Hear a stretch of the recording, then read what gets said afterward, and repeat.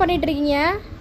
காரப்பொடி காரப்பொடி ready பண்ணுறோம்ப்பா. Idli dosa எல்லாத்துக்குமே தொட்டு சாப்பிட்ற மாதிரி 1 மாதம் ஆனாலும் வச்சு சாப்பிட்லாம். என்ன பண்ணியிருக்கோன்னா, இதில் பார்த்தீங்கன்னா ஒரு 20 காஷ்மீரி மிளகாய் எடுத்திருக்கோம்.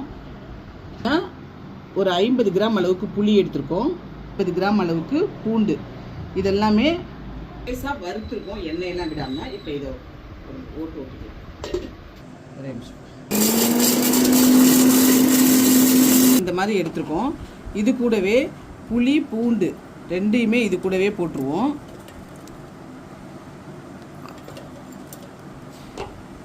தண்ணியே ஊற்றக்கூடாது, நல்லெண்ணெய் தான் விடணும். உப்பு